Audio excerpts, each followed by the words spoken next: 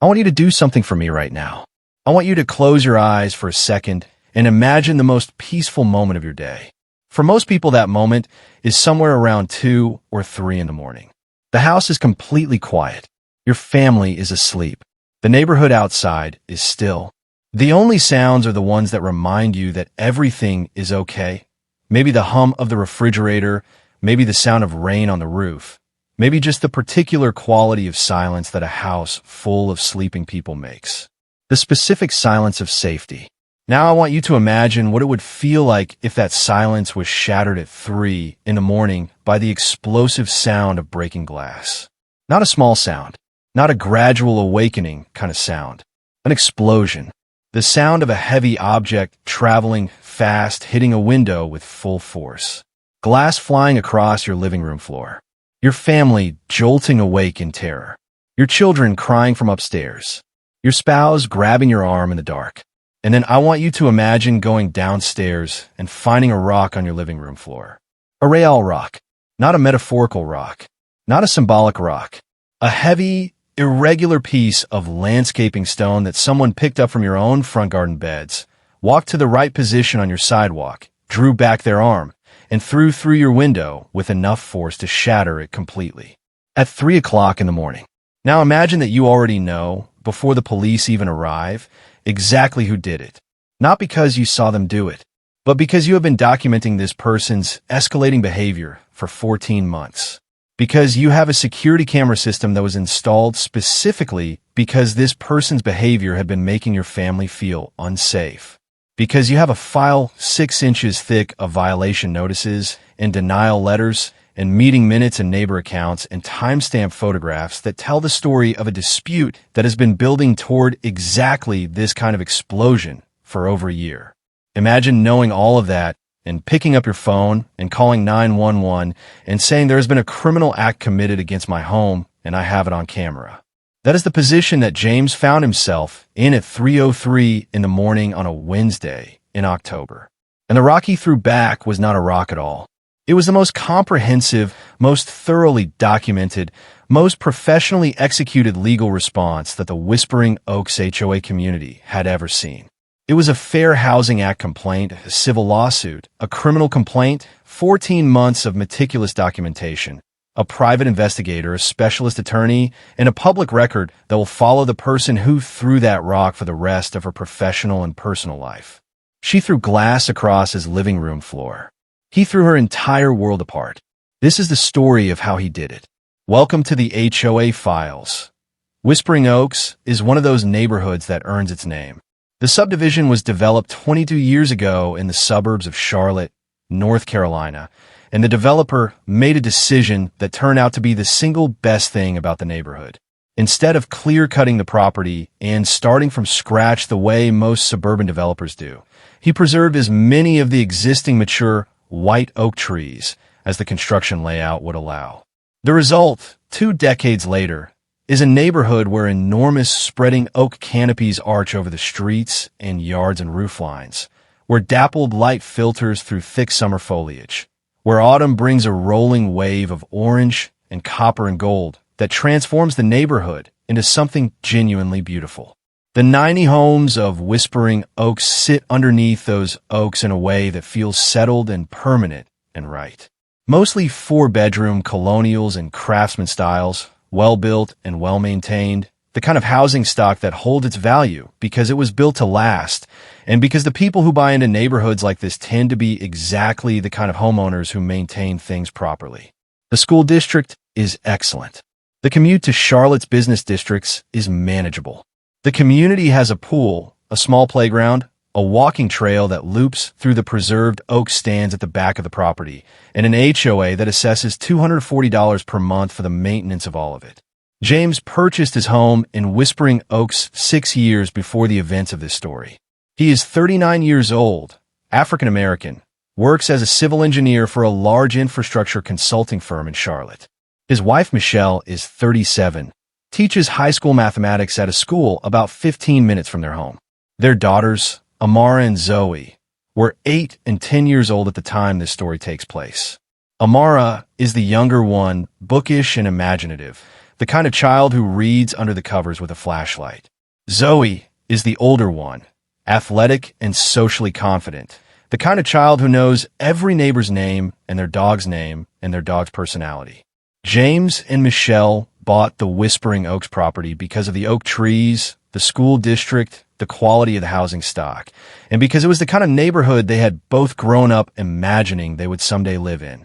James had grown up in a small apartment in a part of Charlotte that his parents had worked extremely hard to move out of. His father was a retired judge, his mother a retired school principal. Both of them had poured every resource they had into giving James and his sister the kind of educational and professional opportunities that they themselves had not had, and both of them had told James from a very young age that the house he chose to live in when he was an adult would say something important about who he had chosen to become. James took that seriously. He took a lot of things seriously. He was, by his own description and by the description of everyone in this story who knew him, a methodical and deliberate person. An engineer's brain applied to every problem. He believed in data. He believed in documentation. He believed in process. He believed in the specific power of careful, patient, thorough preparation to produce outcomes that would hold up under scrutiny. He also believed, because his father had taught him this, that authority derives from legitimacy, and that legitimate authority deserves respect, while illegitimate authority deserved challenge. His father, the judge, had not raised a son who would be intimidated into silence by someone with a clipboard and a bad attitude. He had raised a son who had read every page of the governing documents, document every interaction, and use every legitimate tool available to him to make the system account for itself. This turned out to matter enormously. Diane had been in Whispering Oaks for 15 years when James and Michelle moved in.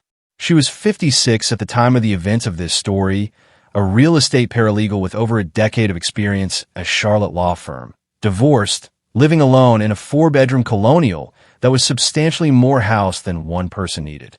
She had joined the HOA board 9 years before this story and had been board president for the last 5 of those years. I want you to hold the real estate paralegal detail in your mind as this story develops. A person who processes legal documents for a living. A person who understands property law and HOA governance mechanics better than most lay people. A person who, when she made the choices this story is about, had no excuse of ignorance about what those choices would mean legally. She knew. She made them anyway. Diane ran Whispering Oaks with a combination of genuine organizational competence and a particular kind of brittle, possessive authority that had been intensifying over her years in the role. The common areas were beautifully maintained. The financials were transparent and well managed. The community newsletter was informative and regular. These were genuine achievements, and they were hers. But they had come at a cost that most of the neighborhood had been quietly paying for years. The cost of living under the authority of someone who had begun to experience the neighborhood not as a community she served, but as a domain she ruled. Diane had opinions, strong opinions, about how properties should be maintained, about what improvement projects were aesthetically appropriate, about which homeowners were good neighbors and which were problems, about who belonged in Whispering Oaks and who was, in ways she never articulated explicitly, but that long-term residents recognized clearly enough, not quite the right fit. Most of the community had made their peace with Diane the way people make their peace with bad weather. She was a constant. She had authority. Resistance was costly and exhausting, and in the end, usually futile. Compliance was the path of least friction. So they complied. They submitted renovation requests and waited for Diane's blessing. They maintained their lawns to her standards. They attended the events she organized. They voted for her at each board election because the alternative was running against her themselves, and nobody wanted to do that. James was different, not because he wanted conflict. He genuinely did not, but because he had a different relationship with authority than most of his neighbors, and because he had the specific skills and habits of mind that made challenging illegitimate authority not just possible, but natural. When James and Diane first came into conflict, Diane encountered someone who had read the entire CC and RS document, who understood exactly what authority the board had and exactly what authority it did not have, who was not going to be managed into compliance with an illegitimate demand, and who had been keeping detailed notes since day one. The conflict started with a fence, as so many HOA stories do. 18 months after James and Michelle moved in, James decided to replace the aging privacy fence that ran along his backyard property lines. The existing fence was original to the house, 22 years old, a builder-grade wooden fence that had been put up when the neighborhood was built. It had served its purpose, but 22 years of North Carolina weather had done what 22 years of North Carolina weather does to wood fences. Several boards were warped. Two sections leaned at angles that were becoming structural problems. The stain had faded and peeled unevenly. One corner post had begun to show signs of rot at the base. The fence needed to be replaced. James approached this the way he approached every project. He researched thoroughly before doing anything. He pulled up the Whispering Oaks CC and RS and read the fence section carefully, not just skimming it, but reading it with the same attention he gave to engineering specifications at work. He noted the requirements. Any fence replacement required submission to the Architectural Review Committee before work commenced. The submission needed to include a description of the proposed fence material, height, and finish color along with a site diagram showing the fence location. Approved fence materials included wood, vinyl, and aluminum. Approved heights were 4 feet for front yard areas and 6 feet for backyard areas. Approved finishes were described as natural wood tones, standard white, and standard beige for vinyl. James chose cedar. Cedar was a beautiful material for a privacy fence, naturally resistant to rot and insects, long-lasting, and capable of weathering to a gorgeous silvery tone over the years. He chose a 6-foot height for the backyard, which was within the permitted range. He chose a natural cedar stain in a warm honey tone, which was clearly a natural wood tone by any reasonable definition. He prepared his architectural review submission carefully. Complete description of proposed materials, the specific stain product, and its color classification. A professionally drawn site diagram showing the fence's location relative to property lines and structures. Everything the CC and RS required, organized clearly, submitted through the proper online portal on a Tuesday afternoon. He waited the standard 30-day review period. On day 28, he received a response. A denial. The reason provided was that the proposed cedar stain color, described as warm honey tone, was not sufficiently specific to confirm compliance with the approved natural wood tone standard. James read the denial twice. He went back to the CC and RS. Natural wood tones was the entire specification. The governing documents contained no requirement for a specific product name, color code, or manufacturer specification. His description of the proposed stain as a warm honey tone was as specific as the governing documents required and clearly fell within the natural wood tone category. He did not write an angry email. He wrote a careful, precise, professionally worded response. He included a physical paint chip swatch from the specific stain product he intended to use, a Sikkens brand cedar stain in a color called natural. He included the product's official color classification from the manufacturer, which described the color as a natural wood tone. He included a photograph of a completed cedar fence in the same stain color from a Whispering Oaks neighbor who had installed a similar fence 5 years earlier and whose fence had been approved without issue. He sent this response to the Architectural Review Committee by both email and certified mail and asked for reconsideration of the denial. 3 weeks passed without response. Then he received a second denial.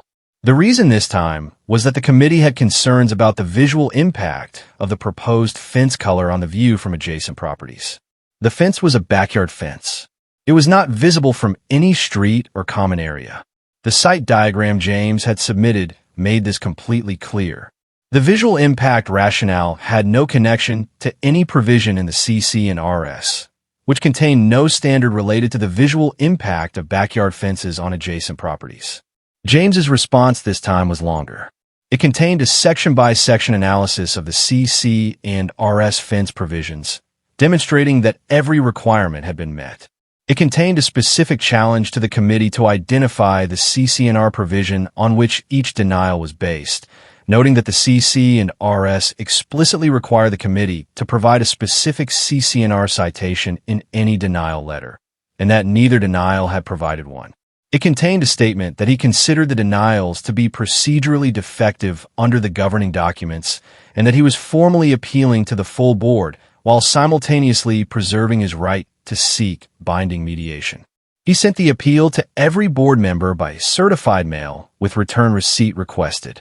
He also, on the same day he sent the appeal, sent a note to Patricia. Patricia was the newest member of the HOA board, a woman in her early 40s who had moved into Whispering Oaks about a year before this dispute.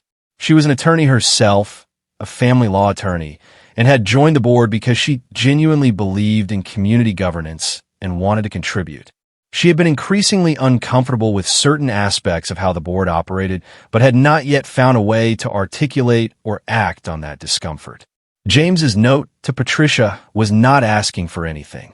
It was simply informational. He sent her copies of his application, both denials and his responses, and told her he thought she might find the procedural history interesting. He was not lobbying. He was sharing documentation with a board member who he sensed might be interested in it. Patricia read everything he sent her. She sat with it for a long time. The full board appeal was heard at the next board meeting. James attended. Diane chaired. The discussion was brief. Diane spoke about the committee's concerns without specifying any CC&R provision. The vote was 4-1 to uphold the denial. Patricia cast the lone dissenting vote. James requested binding mediation. The binding mediation was conducted by a professional mediator named Helen, a patient woman in her late 60s who had been doing HOA mediation in North Carolina for over 20 years. She had seen every kind of dispute and every kind of board behavior, and she was not easily surprised. She was, James told me, mildly surprised by this one. Helen reviewed James's complete submission package over 2 days before the mediation session. She reviewed the original application, both denial letters, James's written responses, the CC&R provisions governing the architectural review process, and his appeal. Then she prepared a list of questions for the HOA's representative, who was the management company's community manager rather than Diane directly. The mediation session lasted 3 hours. Helen's questions for the HOA representative were methodical and specific. She asked the representative to identify the specific CC&R provision that justified each denial. The community manager was unable to provide a CC&R citation for either denial. Helen asked whether the committee had followed the governing documents requirement to provide a written statement of the specific CC&R provision underlying any denial. The community manager acknowledged that the denial letters had not contained this required information. Helen asked about the visual impact concern raised in the second denial and asked the representative to point to the CC&R provision governing visual impact of backyard fences on adjacent properties. The representative was not able to find such a provision because it did not exist. Helen asked about the 5-year-old fence installed by James's neighbor in the same stain color, which James had included in his response package. The representative confirmed that fence had been approved. Helen asked why the approval standard for identical materials and finishes would be different 5 years later. The representative did not have an answer. Helen found in James's favor on every point. She issued her finding in writing the following day. The Architectural Review Committee was ordered to approve James's fence application as submitted, without modification, within 15 days. The cedar fence was installed. It was beautiful. The warm honey stain glowed in the afternoon light. Michelle had planted climbing roses along the base of the fence almost immediately after installation. The girls used the more private backyard space in ways they had not been able to use it before. James stood back and looked at it on the day the installation was finished and felt the specific satisfaction of having built something good and defended it correctly. Diane said nothing to James about the mediation outcome. She did not congratulate him or acknowledge the finding or indicate in any direct way that she was aware it had happened. She just went quiet in a way that James noticed. A particular tightening, a particular quality of watching that had not been there before. The violation notices started 6 weeks later. Before the fence mediation, James had received 2 violation notices in 18 months of living in Whispering Oaks. Both for minor items he had addressed immediately without issue. In the 8 months following the mediation, he received 11 violation notices. 11. The notices arrived at irregular intervals, sometimes clustered, sometimes with a gap of weeks between them. They cited alleged violations for things so marginal that James, in many cases, had difficulty understanding what the violation actually was. A decorative planter on his front porch that was allegedly not compliant with outdoor decor standards. A vehicle in his driveway that had been parked at an angle that allegedly created a visual irregularity from the street. A section of new sod he had installed to repair a bare patch of his front lawn, which was allegedly an unauthorized landscape modification because it was a slightly different shade of green than the surrounding grass. A temporary storage pod that had been on his property for 6 days while they painted the interior of the house, which allegedly violated the community's restriction on temporary structures, even though the CC and RS specified a 10-day allowance for temporary storage containers. The storage pod violation was the one that James found most instructive. The CC and RS explicitly permitted temporary storage containers for up to 10 days. His pod had been there for 6 days. The violation notice had been issued on day 4, before the permissible period had even expired. He responded in writing, cited the specific CC&R provision permitting the storage container, and attached a photograph showing the pod had been removed on day 6. He asked the HOA to confirm that the violation notice was withdrawn. The HOA did confirm the withdrawal, but the notice had been issued. It was in his file, and he documented it carefully in his own file, including the fact that it had been issued during the permissible period before any actual violation had occurred. James responded to every single violation notice in writing. His responses were calm, specific, and thorough. Each response cited the relevant CC&R provision and explained why his property was either in compliance or why the alleged violation did not constitute a violation under the CC&R language. He kept copies of everything and tracked response timelines.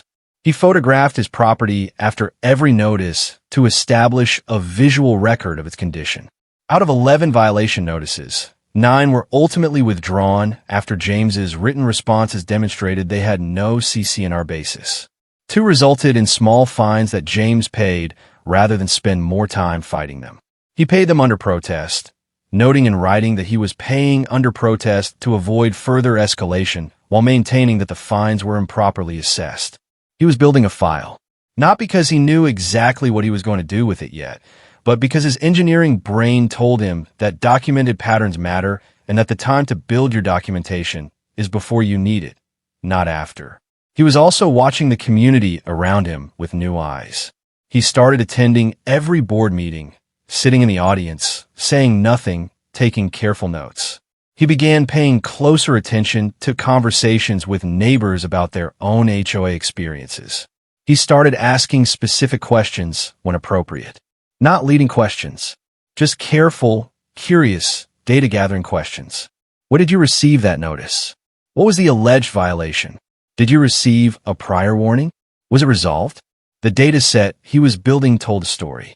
Over the 8 months following the fence mediation, James had meaningful conversations about HOA enforcement experiences with 27 of Whispering Oak's 90 homeowners. He did this organically, without a clipboard, without a petition, without announcing what he was doing. He was a neighbor having conversations with other neighbors. What he found was consistent enough to be striking to an engineer who understood statistical significance. Violation notices, architectural review denials, and fine assessments were concentrated in 2 overlapping categories of homeowners. First, homeowners who had been in Whispering Oaks for less than 5 years. Second, homeowners of color. The overlap between these 2 categories was significant in Whispering Oaks' resident population, but the enforcement pattern was even more concentrated than the demographic overlap alone would predict. Long-term residents, particularly those with social relationships with Diane, received dramatically fewer enforcement actions for property conditions that were objectively comparable to or worse than conditions being cited in newer residents and residents of color. James documented specific examples. A long-term resident with a fence that was visibly older and more deteriorated than the fence James had been denied permission to replace. a long-term resident with seasonal decorations that had been up significantly past the community's permitted display period without any notice. A long-term resident with a clearly non-compliant mailbox post that differed from the community standard, untouched by enforcement action. James was careful about this data. He was an engineer. He knew the difference between a pattern that was statistically meaningful and one that could be explained by other factors. He worked through alternative explanations. He considered whether the newer residents and residents of color were actually maintaining their properties less well. He concluded, based on his direct observation and his neighbors' accounts, that they were not. He considered whether there were complaint-driven aspects of the enforcement system that might explain the pattern. He found that most violations were reportedly the result of Diane's own property inspections rather than neighbor complaints. He sat with the data for several weeks. He looked at it from every angle he could think of.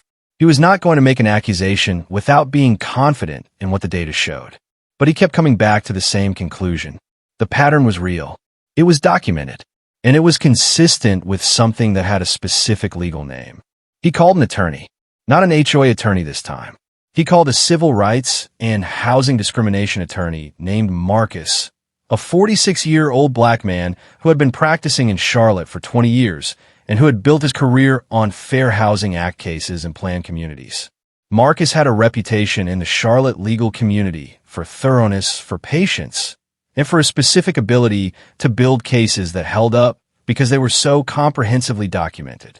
He had been referred to James by a college friend who had used him years earlier. James and Marcus spoke for over 2 hours on their first call. James sent Marcus his complete file, including his violation notice documentation, his board meeting notes, his neighbor conversation notes organized into a summary of key data points, and his analysis of the enforcement pattern. Marcus reviewed the materials over 10 days. He asked James a series of follow-up questions by email, each more specific than the last, that told James that Marcus was reading everything carefully and thinking hard about what he was seeing. Then Marcus called back and said something that reframed everything James had been building over the preceding months. He said that what James was describing, a pattern of selective enforcement of HOA rules that disproportionately affected homeowners by race and tenure, was a potential violation of the Fair Housing Act. He said that the Fair Housing Act's prohibitions on discriminatory housing practices applied to HOA enforcement, as well as to rental and sale transactions. He said that the pattern James had documented, if it held up under the additional investigation Marcus wanted to conduct, was sufficient to form the basis of a complaint to the U.S. Department of Housing and Urban Development. He said he wanted to investigate further before filing anything. He wanted to conduct his own interviews with the neighbors James had spoken to. He wanted to review the HOA's complete violation notice history, which he would request through a formal records demand. He wanted to examine the Architectural Review Committee's complete record of decisions. He needed several additional months to build the kind of comprehensive evidentiary foundation that would make the complaint as strong as it could be. James said to do it. The next 4 months were among the most demanding of James's life outside of his engineering work. He was an active participant in building Marcus's case while maintaining his full-time career and his family life, and continuing to attend every HOA board meeting and respond to every violation notice he received. He was doing all of this simultaneously, maintaining the appearance of ordinary neighborhood life, while the legal architecture of a federal civil rights complaint was being carefully constructed underneath it. Marcus submitted a formal records demand to the HOA management company requesting the complete violation notice history for all Whispering Oaks properties for the preceding 5 years. He also requested the complete Architectural Review Committee decision history for the same period, including all approvals and all denials with the stated reasons, and all financial records showing fine revenue by property over the period. The management company responded within 30 days. The records they provided were extensive. Marcus's paralegal organized them into a database that allowed systematic analysis. James spent a weekend helping with the categorization, his engineering background making him faster and more precise at this kind of data work than the paralegal alone would have been. The database told a clear and documented story. Over 5 years, violation notices issued to properties owned by residents of color were on average 3.4 times more frequent than notices issued to properties owned by white residents. Architectural review denials were 2.8 times more likely to be issued to residents of color than to white residents. Fine assessments were 4.1 times more likely to reach the second or subsequent offense level for residents of color. These were not marginal differences. They were large, consistent, and statistically significant, and they were documented in the HOA's own records. Marcus also conducted his own interviews with 12 of the neighbors James had spoken to, obtaining signed statements from 8 of them who were willing to provide written accounts of their experiences. The statements were detailed, specific, and consistent with the patterns shown in the records. The complaint that Marcus built from all of this was 53 pages long, including exhibits. It named the Whispering Oaks HOA, the management company, and Diane personally in her capacity as board president. It contained a statistical analysis of the enforcement data, individual case studies of specific incidents, the signed neighbor statements, James's own complete incident file, and a legal analysis of the Fair Housing Act provisions that the documented conduct violated. It was, Marcus told me when I spoke with him for this story, one of the 3 most thoroughly documented fair housing complaints he had filed in 20 years of practice. The complaint was submitted to HUD on a Thursday morning. By Sunday evening, Diane knew about it. Diane's response to learning about the HUD complaint was not what any competent attorney would have advised. This is important, and I want to say it clearly and directly. Diane was a real estate paralegal. She worked in a law firm. She processed legal documents involving property disputes regularly. She understood what a federal civil rights complaint was. She understood what retaliation against a complainant meant legally under the Fair Housing Act. She understood all of this. She retaliated anyway. Within 72 hours of apparently learning about the complaint, James received 3 new violation notices dated the day after the HUD notification would have reached the respondents. The notices cited alleged violations that were either objectively non-existent or had been ongoing conditions that had never been cited before and had not materially changed. James documented the notices with particular care, noting the dates, the proximity to the HUD complaint filing, and the specific nature of the alleged violations. He sent everything to Marcus. Marcus sent a formal letter to the HOA's attorney within 48 hours.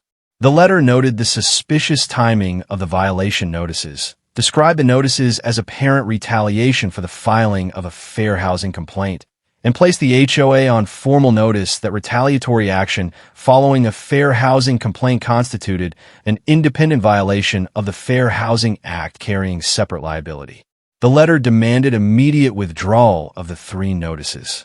The notices were withdrawn within a week. But Diane did not stop. What followed over the next 3 months was a documented campaign of behavior that was, in retrospect, clearly the behavior of someone whose psychological relationship with power had become so disordered that she was incapable of responding to an existential legal challenge with any kind of rational calculation. She made comments at community events, in front of multiple witnesses, about certain homeowners who were making trouble for the community and causing division. Several neighbors reported these comments to James, and several put their accounts in writing for Marcus. She sent a letter on official HOA letterhead to all Whispering Oaks homeowners describing an unspecified ongoing legal matter, characterizing it as a bad faith attack by disgruntled homeowners who wanted to harm their community. The letter did not name James or the specific complaint, but the context was sufficiently specific that any homeowner paying attention would have understood exactly what she was referring to. Marcus obtained a copy and added it to the retaliation file. She organized what several attendees described as a gathering at her home for long-term residents, framed as a community support event that functioned more like a campaign to build sentiment against James and the complaint. Multiple attendees later told James that they had been uncomfortable with the way Diane had characterized him and the complaint, and several provided written accounts to Marcus. She appeared at the end of James and Michelle's driveway on 2 separate occasions, standing there for several minutes each time without approaching the door or speaking. James photographed both appearances from inside the house with timestamps. He noted that these appearances coincided with times when his daughters were visible outside the house, which made Michelle's discomfort more acute than it would otherwise have been. James documented all of it. Every incident, every report, every photograph, every email and letter and note. He sent everything to Marcus as it happened. Marcus added it to the retaliation file, which was growing faster than either of them had expected. And then James did something that turned out to be critically important. He installed a security camera system. The decision to install security cameras was not made in a single moment. It had been building for a while. The two driveway appearances had genuinely frightened Michelle, who is not an easily frightened person. Amara had seen Diane standing at the end of their driveway from her bedroom window on the second occasion, and had asked her parents who that lady was and why she was just standing there. The question from an 8-year-old child who could not understand the dynamics of what was happening made the situation feel more serious, more personal, more about the safety of the family rather than just the legal dispute. James researched security camera systems with the same methodical approach he brought to everything. He selected a professional-grade system from a reputable manufacturer that included 6 cameras covering the front door, the driveway, the front yard from 2 angles, the side of the house facing the street, and a portion of the sidewalk and street in front of the property. The cameras recorded continuously to a cloud-based storage system that maintained a rolling 30-day archive, and that could be accessed from his phone at any time. The system had high-definition night vision, audio recording capability, and automatic motion trigger alerts. He had the system professionally installed on a Saturday morning. He tested every camera and reviewed the coverage map to confirm that the system captured everything it was designed to capture. He showed Michelle how to access the footage from her phone. He showed the cameras to their daughters and explained in age-appropriate terms that the cameras were there to help keep their house safe. He notified the HOA management company in writing that he had installed exterior security cameras, as required by the CC and RS for any exterior modification. He received a routine acknowledgement. He added it to his file. The cameras were installed in late August. The rock came through the window in late October. The cameras captured all of IT. Was a Wednesday. James had worked from home that day, finishing up a set of infrastructure calculations that needed to be submitted by end of week. Michelle had been at school and then had taken Zoe to soccer practice and Amara to her weekly book club. They had all been home by 7:30. They had dinner together, a normal family dinner, the girls talking about their days, Michelle telling a funny story about a student who had confused a variable with a vegetable. Normal. Completely normal. James had done some reading before bed. He and Michelle had talked for a while. The house had gone quiet by 11:15. Both girls were asleep. Michelle was asleep by 11:30. James lay awake for a little while, thinking about the infrastructure calculations, the way he sometimes did when a work problem was close to resolution, but not quite there, and then he fell asleep somewhere around midnight. At 3:03 in the morning, the window exploded. James was a light sleeper, always had been. He was upright and swinging his legs off the bed almost before the sound had finished, his body responding before his brain had fully processed what the sound was. Michelle grabbed his arm. They sat in the dark for half a second that felt much longer.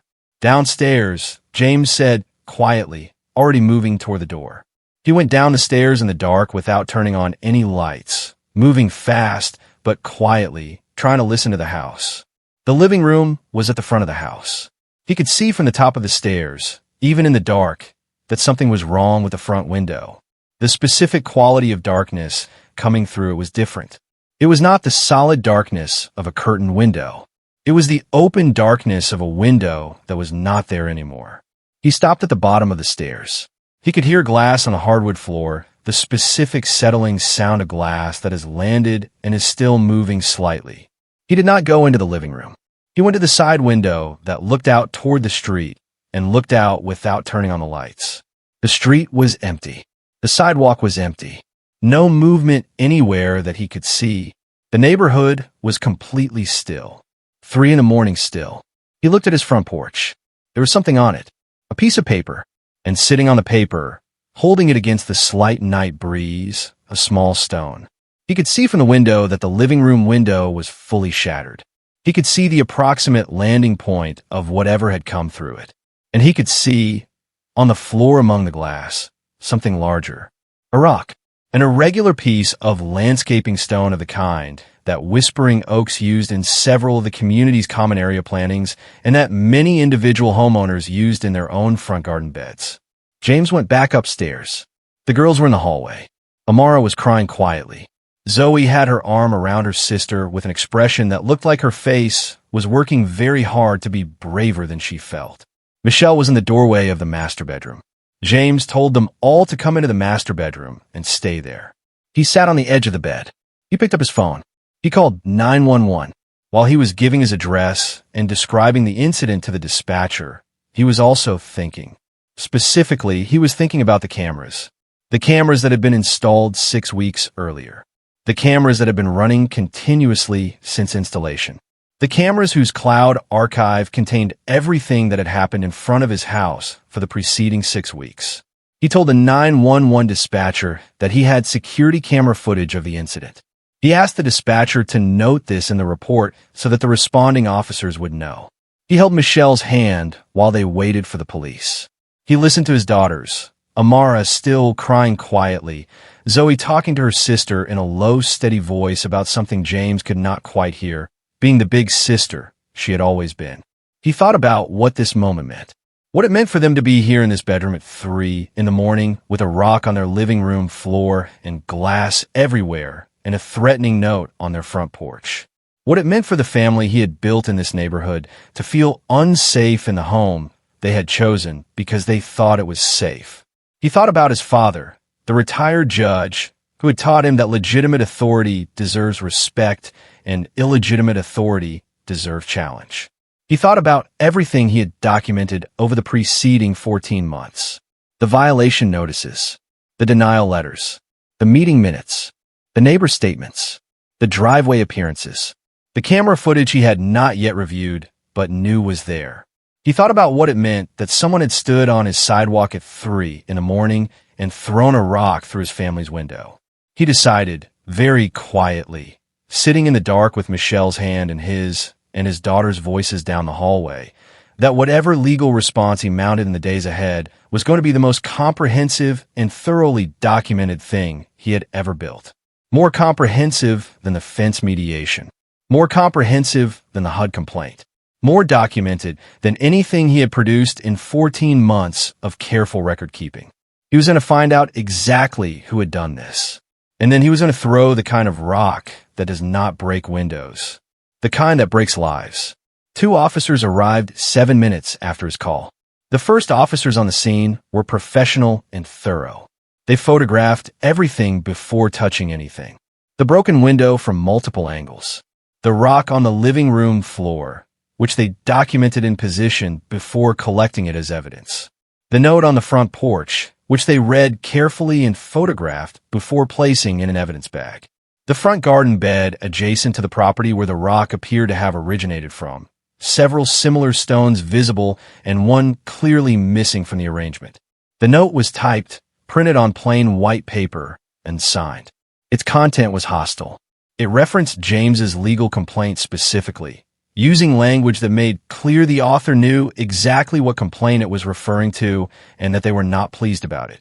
The language also contained a racial element that one of the officers noted for the report with the specific notation relevant to hate crime statute consideration. James showed the officers the security camera system and explained its coverage and recording capacity. One officer asked if they could view the footage from the night. James pulled it up on his phone and they watched it together at the kitchen table. At 2:51 in the morning, a figure appeared at the edge of the camera's coverage area, coming from the direction of the north side of the street. The figure was wearing a pale, blue hooded sweatshirt with the hood up, dark pants, and was moving with a purposeful but careful gait, the gait of someone who was moving deliberately rather than hurrying. The figure stopped on the sidewalk in front of the house, stood there for approximately 2 minutes. During this period, the figure appeared to be looking at the house, possibly checking whether any lights were on. Then the figure bent down. There was a section of the front garden border at the edge of the camera's frame where the landscaping stones were arranged. The figure picked something up, straightened, drew back their right arm. The throw was clear and deliberate and had real force behind it. The sound of impact came a fraction of a second later on the audio recording. Sharp, explosive, completely consistent with what James had heard from upstairs.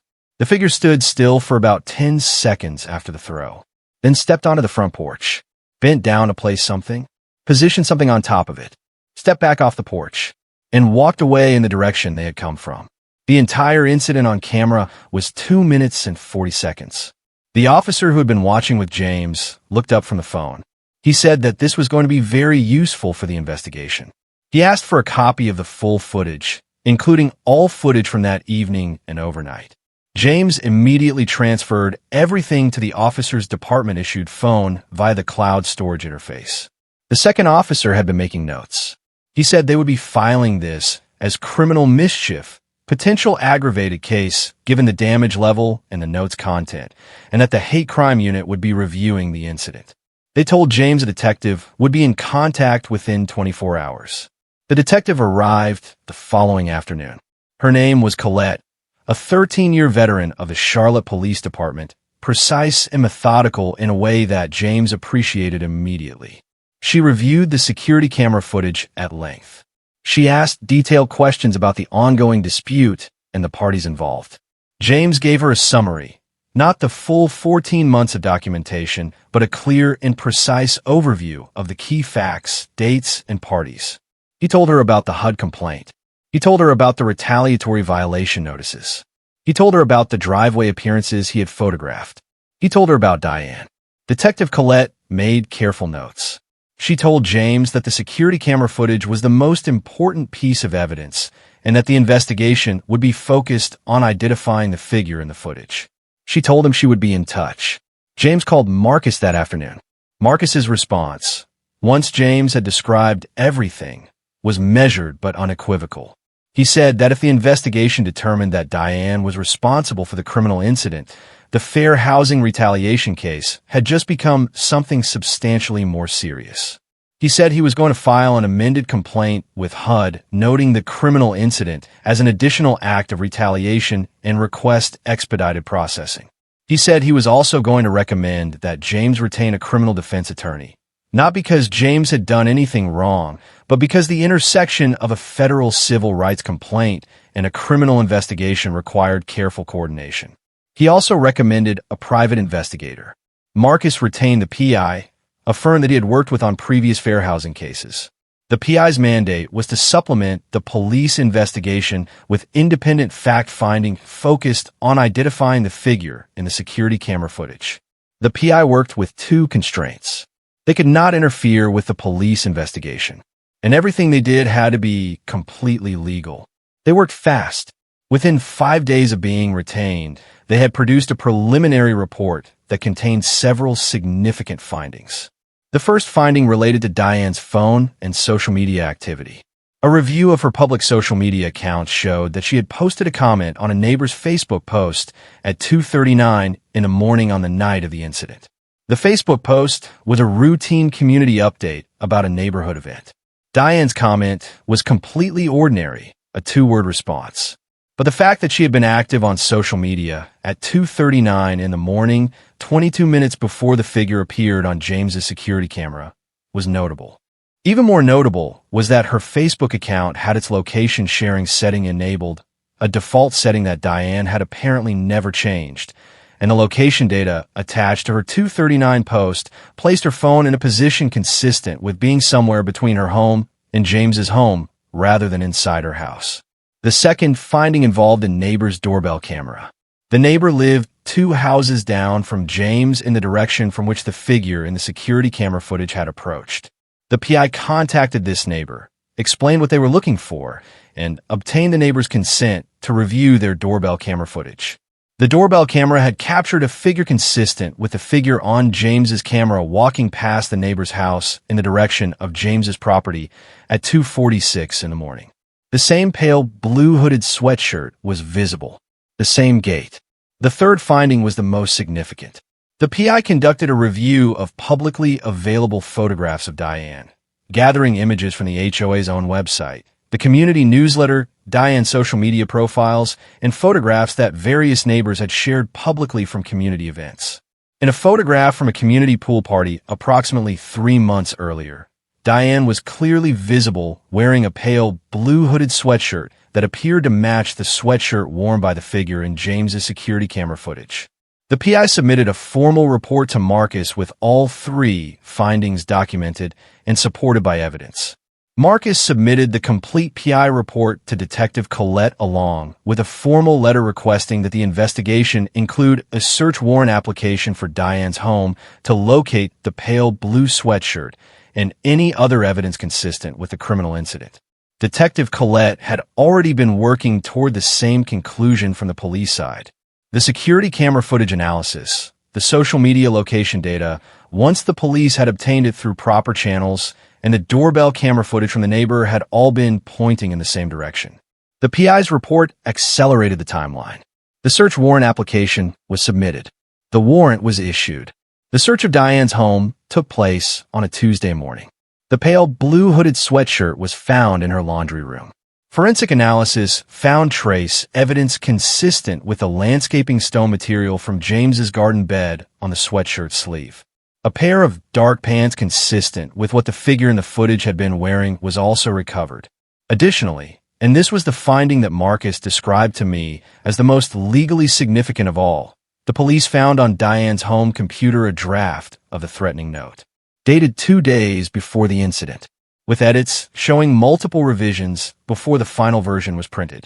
The draft document was time-stamped by the computer's operating system, which placed its creation squarely in the period of escalating retaliation following the HUD complaint.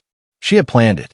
She had written it, revised it, planned it, gone out at 3 in the morning with a rock and a printed note, and done it deliberately and intentionally. The arrest warrant was issued on a Thursday. Diane was arrested on a Friday morning at 7:20. The officers arrived at her home as she was leaving for work. She was dressed professionally, briefcase in hand, the same real estate paralegal she had been every working day for the past decade. She walked toward the officers calmly. She did not run. She did not argue. She did not make a scene. A neighbor who witnessed the arrest from across the street told me that Diane's expression when the officers informed her she was under arrest was one of the most striking things she had ever seen on anyone's face. Not surprise, not anger. Something that looked, the neighbors said, almost like the specific kind of exhaustion that comes at the end of something that has been going on too long. Like a person who had been holding a very heavy thing and had finally set it down. She was charged with felony criminal mischief, making written threats, and stalking, the last charge based on the documented pattern of driveway appearances and other intimidating behavior. The district attorney's office was reviewing the hate crime enhancement based on the racial content of the note. She was processed, arraigned, and released on bond by early afternoon. The Whispering Oaks HOA board held an emergency meeting that Friday evening. James attended, along with approximately 45 other homeowners, the largest turnout for any community meeting in the neighborhood's 22-year history. The 3 board members who were not Diane voted unanimously to suspend Diane from her board position pending resolution of the criminal charges. They voted simultaneously to appoint Patricia as acting board president. Patricia opened the meeting by thanking everyone for coming.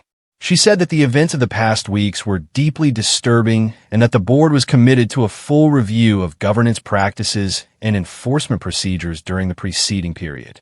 She said she wanted the community to know that the board took its obligations to all homeowners seriously and that the work of making Whispering Oaks a genuinely equitable community for everyone who lived there was work that she intended to take on with full commitment.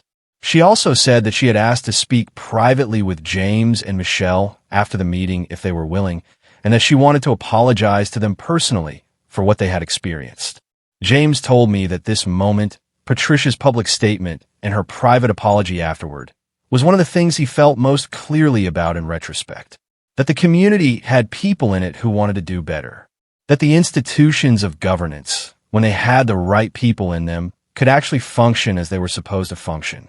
That the fight he and Marcus had been conducting was not just against the specific bad actor who had thrown the rock, but for the kind of community that Whispering Oaks could be if it was governed properly. He accepted Patricia's apology. He told her he looked forward to working with her. The criminal case and the civil case ran on parallel tracks, carefully coordinated between Marcus and the criminal defense attorney that Marcus had recommended. The coordination was essential because certain evidence and certain legal strategies affected both cases, and the two proceedings needed to be managed so that neither compromised the other. On the criminal side, the evidence was overwhelming. The security camera footage, the doorbell camera footage from the neighbor, the social media location data, the pale blue sweatshirt with trace forensic evidence, the draft of the threatening note found on her computer, showing planning and premeditation, and Diane's own statements to police in the immediate aftermath of the arrest, made before she had spoken to a defense attorney, that contained inconsistencies that the prosecution intended to use. Diane's defense attorney entered negotiations with the district attorney's office about a plea arrangement. The negotiations were complicated by the strength of the prosecution's evidence and by the district attorney's interest in a hate crime enhancement. The racial content of the note made the enhancement a serious consideration, and the DA was not willing to completely abandon it. Ultimately, Diane pleaded guilty to felony criminal mischief and making written threats with a hate crime enhancement on the threatening note charge.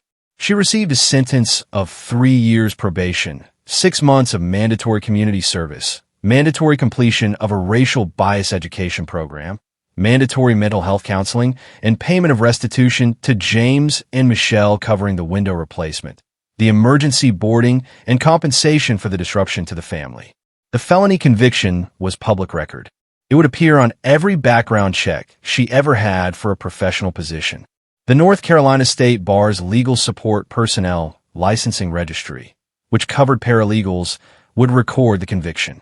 Her ability to continue working as a real estate paralegal was significantly compromised. On the civil side, Marcus had been building toward a comprehensive resolution that would address not just James's individual situation, but the governance structure of the community going forward. The amended HUD complaint, which now included the criminal incident as an act of retaliation, had been filed and the investigation was being expedited given the severity of the documented conduct. The HOA's insurance carrier was deeply engaged, having assessed the exposure from the fair housing complaint plus the retaliation evidence plus the criminal conduct. The management company's parent company was similarly engaged. The HOA attorney, who by this point was coordinating multiple intersecting crises, was strongly advising the board to pursue comprehensive civil settlement rather than risk the exposure of a trial. Marcus negotiated from a position of extraordinary strength. He had the statistical analysis of the discriminatory enforcement pattern. He had the 21 household audit finding of differential enforcement. He had the 8 signed neighbor statements. He had James's 14 months of personal documentation. He had the documented retaliation campaign. He had the criminal conviction of the former board president. He had everything. The civil settlement was reached 9 months after the criminal arrest. The specific financial terms were subject to confidentiality provisions, but Marcus confirmed for me that the outcome was the most comprehensive settlement he had achieved in 20 years of fair housing practice. Every violation notice in James's personal file was formally withdrawn with written acknowledgement. A forensic audit of all enforcement actions during Diane's tenure as board president identified 27 instances of what the auditors characterized as differential enforcement, bearing a statistically significant correlation with resident race and tenure. Refunds were issued to 16 households. The total refund amount was substantial. Mandatory fair housing training was implemented for all current and future board members and all management company personnel servicing Whispering Oaks. The training was to be provided by a HUD-approved facilitator and to be conducted annually. Documentation of completed training was to be maintained and made available to any homeowner upon request. An independent architectural review ombudsman was established with binding authority to review any denied application on appeal. The ombudsman was an outside professional with no relationship to the HOA board or management company, appointed by mutual agreement between the HOA and HUD. A comprehensive anti-discrimination and anti-retaliation policy was adopted into the community's governing documents through a properly noticed and properly voted homeowner referendum. The amendment passed with 79% of participating homeowners voting in favor. The HUD investigation remained open independent of the civil settlement, as James had specifically requested. The federal investigation had a scope and a set of potential remedies that went beyond what any civil settlement could address, and James wanted the federal record to exist permanently. Diane's resignation from a board was permanent. She was barred by the settlement agreement from any future involvement in Whispering Oaks governance. Patricia was unanimously elected board president at the next regular board election, unopposed. She ran on a platform of transparency, equity, and accountable governance. She received 73 votes out of the 81 cast. It was the highest vote total any board candidate had received in the community's history. I want to step back from the legal proceedings for a moment and talk about what James actually built over 14 months and what it means for the people in his community.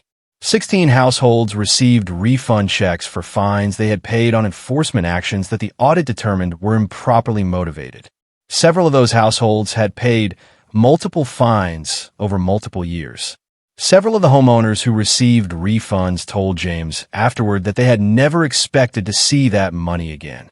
That they had paid because they were afraid of escalation. That they had paid because they did not know they had options. That they had paid because nobody had told them that what was being done to them had a name and a legal remedy. One family, a couple who had moved in about 4 years before James, had paid over $1,800 in fines over 3 years for a sequence of violations that the audit determined were improperly assessed. They received all of it back. The husband told James at the community block party the following summer that he had not realized until the refund arrived how angry he had been about those fines. That getting the money back was not just about the money. It was about someone acknowledging that what had happened to them was wrong.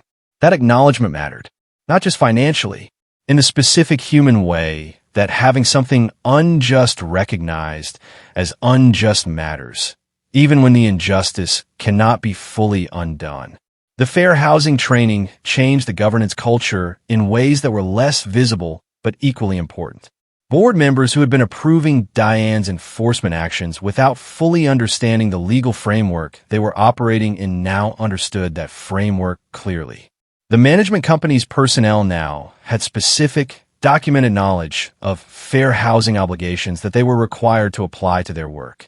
The community had a formal mechanism for raising discrimination concerns that had not existed before.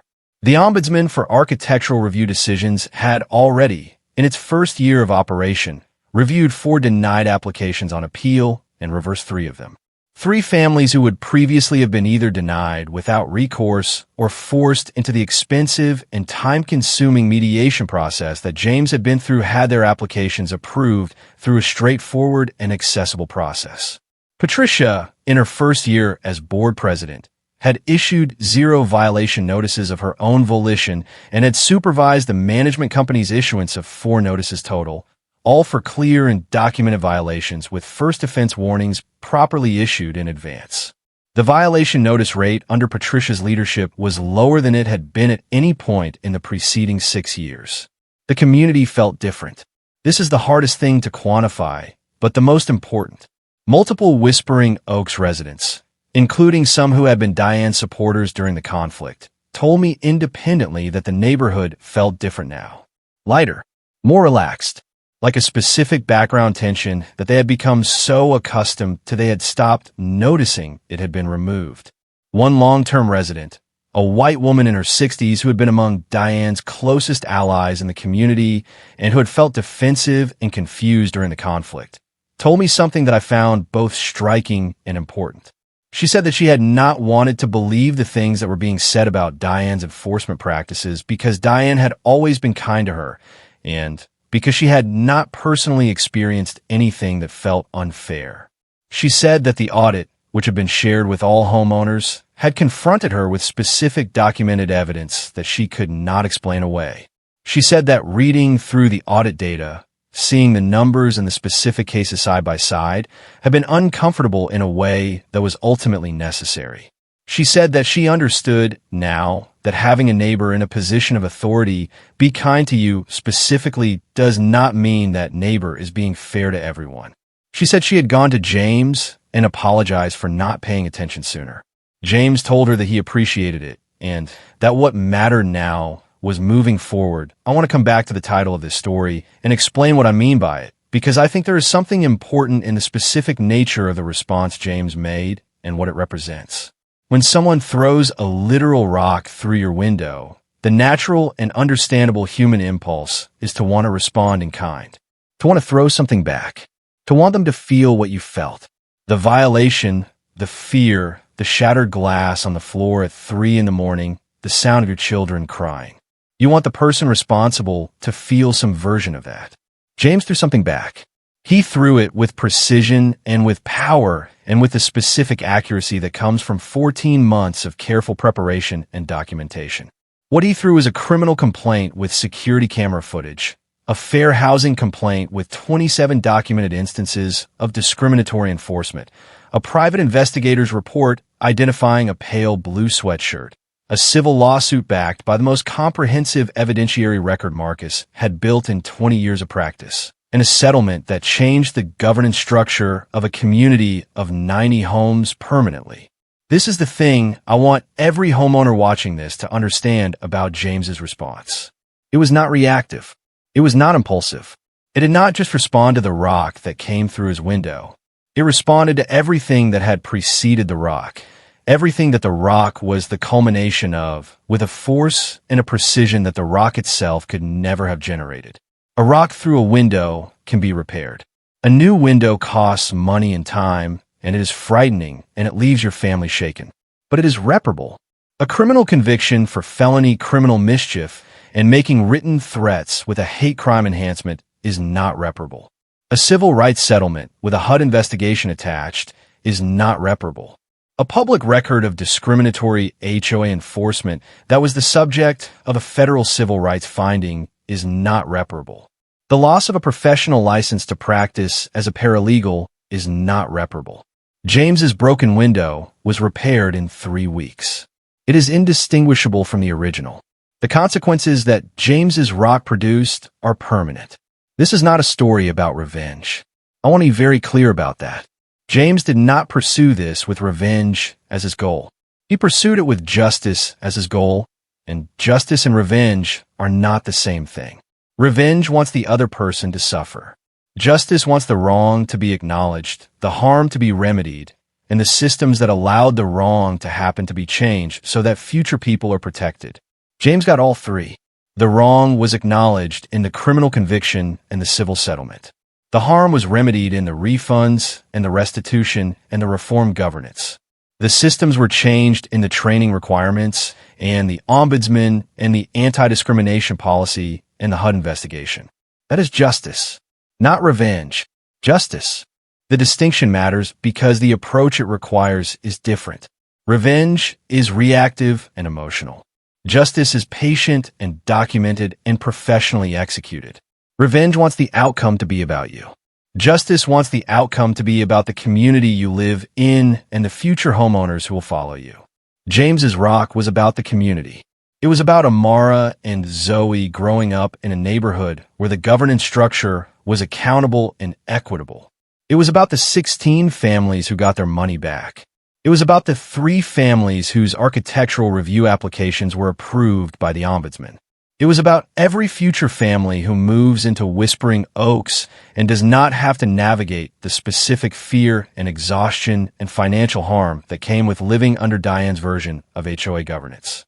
That is what a well-thrown rock can accomplish when it is the right kind of rock. That I want to spend some time on the practical lessons of James's story for homeowners who are in some version of this situation right now. Not necessarily the criminal incident. I fervently hope that part is not anyone's situation, but the underlying HOA dispute dynamics, the discriminatory enforcement, the retaliatory behavior, the feeling of being targeted by someone with institutional authority who has decided you are a problem. The first lesson is about documentation, and it is the same lesson that runs through every story we tell on this channel, but it is amplified here because James's documentation was not just useful. It was the foundation of a federal civil rights case. Every violation notice, every denial letter, every response he wrote, every meeting he attended and took notes at, Every neighbor conversation he summarized. Every driveway appearance he photographed from his window with a timestamp. Every piece of this 14-month record contributed to a case that ultimately produced a criminal conviction, a landmark civil settlement, and permanent governance reforms. Document everything from day one, not because you know you will need it, because you cannot know when you will need it or how you will need it or what legal proceeding it will support. Build the documentation before you need it, and it will be there when you do. The second lesson is about knowing your rights beyond the CC and RS. James knew his CC and RS extremely well, but the most powerful legal tools in his case came from outside the CC and RS. They came from the Fair Housing Act, a federal statute that most HOA homeowners do not know applies to their situation.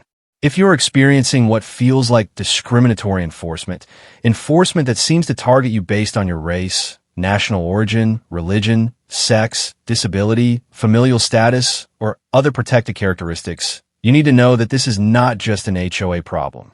It is potentially a federal civil rights problem with federal remedies and federal enforcement. Contact a fair housing attorney before you decide whether you have a case. The consultation will tell you whether your situation has fair housing dimensions. Many attorneys in this area offer free initial consultations. Do not assume that the only tools you have are the ones in your HOA's governing documents. You have rights that exist at the state and federal level, independent of anything your HOA has chosen to put in its CC and RS. The third lesson is about the security cameras. I cannot overstate how important James's camera system was in this case. Without the security footage, the criminal investigation would have been significantly harder. The footage did not just capture the incident. It captured a specific figure with specific characteristics at a specific time that, combined with the social media location data and the doorbell camera footage and the forensic evidence, built the evidentiary foundation for an arrest and a conviction. The cameras were installed 6 weeks before the incident. If James had installed them after the incident, there would have been nothing to review. If you're in a dispute that has escalated to a level where you have concerns about your family's safety, install security cameras on your property. Do it before you need them. The cost of a professional-grade security camera system is modest compared to its value when something goes wrong, and they may deter bad behavior in addition to recording it. The fourth lesson is about the coalition. James's conversations with 27 neighbors were not just morally significant. They were legally significant. The 8 signed statements from neighbors who experienced similar enforcement patterns were part of the evidence that made the HUD complaint as strong as it was. The forensic audit found 27 instances of improper enforcement. Without James's coalition building, many of those 27 instances would not have come to light. The 16 families who received refund checks received them because James talked to his neighbors and built a picture of the community's experience that was larger than his own. Talk to your neighbors, not just to commiserate, to build a shared understanding of what is happening in your community. The individual experiences that feel isolated and confusing often reveal, when placed beside each other, a pattern that has both moral significance and legal significance. The fifth lesson is about the right professional help. James needed Marcus specifically, not just any attorney. An HOA attorney handles HOA disputes. A fair housing attorney handles federal civil rights claims. A criminal defense attorney coordinates criminal proceedings. James needed all three at different points, and the coordination between Marcus and the other attorneys was essential to navigating the intersection of civil and criminal proceedings without compromising either. When your situation escalates beyond a routine HOA dispute, you need specialized professional help. The cost of that help is real, and I'm not going to minimize it. But in situations like James's, the cost of not having that help is substantially higher. The sixth and perhaps most important lesson is about patience. James spent 14 months building his case before the criminal incident changed everything. 14 months of documentation, of board meetings, of violation notice responses, of neighbor conversations, of careful pattern analysis. He did not rush. He did not escalate. He let the process develop. He built and built and built. The patience was not passive. It was active, deliberate, and productive. Every day of that 14 months was adding to the foundation that ultimately made everything possible. But it required a specific kind of internal fortitude. The fortitude to keep doing the right things correctly and thoroughly even when the immediate results were frustrating, even when violation notices kept arriving, even when the driveway appearances made Michelle uncomfortable, even when it would have been so much easier to just pay the fines and try to coexist. James did not pay the fines and try to coexist. He built a case. And when the moment came that required everything he had built, it was there. I find myself wanting to understand Diane. Not to excuse what she did. Nothing excuses what she did. A felony conviction is the appropriate consequence for throwing a rock through a family's window at 3 in the morning with a racially charged threatening note. The harm she caused was real, and the consequences she faced were proportionate. But I find myself wanting to understand how a real estate paralegal with 15 years of property law experience, a person who understood legal consequences better than almost anyone in her position, arrived at 3 in the morning on a Wednesday in October with a piece of landscaping stone in her hand. I think the answer has something to do with the specific psychology of power and what happens when that power is challenged at its root. Diane had been the governing authority of Whispering Oaks for 5 years. In some part of her psychology, the community was hers. The authority she exercised was not just a role she occupied. It was part of how she understood herself. When James moved in and started pushing back, she experienced it not as a homeowner asserting legitimate rights, but as a personal threat. When he won the mediation, it was not just a legal setback. It was a wound to her identity. When the HUD complaint named her personally, it was not just a legal proceeding. It was an attack on who she was. And when people experience what their brain processes as a catastrophic threat to their identity, the normal rational functioning that balances risk against reward breaks down. The person is no longer calculating consequences. They are responding to an internal emergency with whatever response feels most available. For Diane, apparently, that response was the specific act of throwing a rock through a window at 3 in the morning. I think what makes this psychologically instructive is that it is not unusual in structure. The specific extreme action Diane took is unusual. But the underlying dynamic, the way that unchecked institutional power can become so entangled with personal identity that losing the power feels existential, is a recognizable pattern in HOA governance specifically and in institutional context generally. When the structures of accountability are absent, when there is no meaningful check on the authority of a board president, when the homeowners subject to that authority do not know their rights and do not exercise them, the power can calcify into something pathological. It stops being a role and becomes an identity. When that identity is threatened, the response can be disproportionate in ways that rational calculation would never endorse. The solution, systemically, is the same solution that James's case produced. Accountability, transparency, fair housing training that establishes clear legal limits on enforcement authority, an ombudsman for architectural decisions, an anti-discrimination policy with real enforcement mechanisms, HUD oversight. These structures are not just bureaucratic formalities. They are the mechanisms that keep HOA authority from becoming HOA identity. They are what prevents the next Diane from ever developing the specific kind of disordered relationship with power that produces rocks through windows at 3 in the morning. Accountability protects everyone, even the people it holds accountable.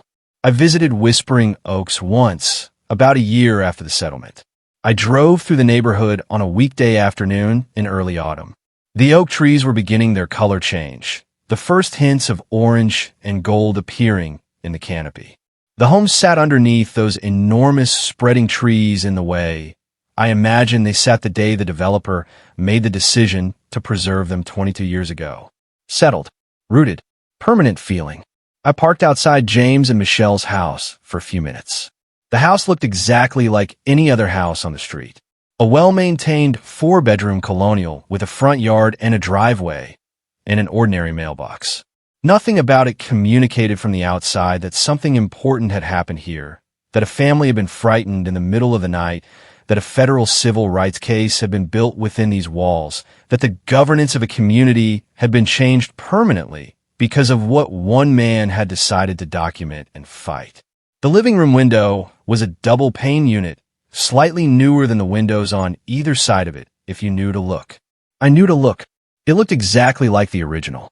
I sat in my car under the oak trees for a while, thinking about what it means to choose a neighborhood, what it means to build a life somewhere, what it means to stay and fight rather than to leave and let the fight be someone else's problem. James and Michelle could have sold the house. After the rock came through the window, they could have made a rational calculation that the neighborhood was not worth the cost of staying. Plenty of people would have made that calculation. Plenty of people have made that calculation in their own versions of the situation. They stayed. They fought. They changed things. I thought about Amara and Zoe growing up under these oak trees in this neighborhood, in the house that their parents defended. I thought about what it meant for them to watch their father spend 14 months building a case and then watch the case produce a criminal conviction, a civil settlement, and 16 refund checks. To watch their mother hold their father's hand in the dark at 3 in the morning and then help him get up and do the right thing in the morning. To grow up understanding that unfairness exists and that there is a specific and powerful response to it. I thought James was right about what he wanted his daughters to take from this. That when you encounter something unfair, you do not run from it. You document it. You understand it. You find the right help. You build your case. You use every legitimate tool you have. And when the time comes, you throw the right kind of rock. The oak trees were very beautiful in the early autumn light. I could understand why James and Michelle had chosen this place. I could understand why they had chosen to keep it. This is the most extraordinary case we have ever covered on the HOA files. Not because of the drama of a rock through a window, though that is extraordinary enough, but because of what it represents about the intersection of HOA power and civil rights, about the specific legal tools that exist for homeowners who face discriminatory enforcement, about the specific power of documentation and patience and professional help when they are applied to a situation that genuinely warrants them. James did not set out to build a landmark fair housing case. He set out to replace his backyard fence with cedar and have the application approved on its merits. The case grew from the response to that initial dispute, from the pattern that the response revealed, from the documentation that James built because his engineer's brain told him to document things, and from the professional expertise of an attorney who could see the federal civil rights dimensions of a neighborhood dispute that most people would have handled as a purely local matter. The rock that came through the window at 3 in the morning was Diane's unraveling. It was the specific act that converted a strong civil case into an overwhelming one. It was the moment when everything that had been building for 14 months crystallized into evidence that could not be denied or minimized or explained away. And the rock James threw back changed the neighborhood permanently in ways that will protect homeowners in Whispering Oaks for years to come. Homeowners who will never know James's name, but who will benefit from the accountability structures he fought to put in place. That is what the right rock can do. Know your CC and RS. Know the Fair Housing Act. Know your state's HOA statute. Document everything from day one. Install security cameras before you need them. Talk to your neighbors. Find the right attorney. Build your case. And when the moment comes, throw the right rock. This has been the HOA Files. If this story reached you, share it. Drop your story in the comments. Subscribe for new cases every week. And I will see you in the next one.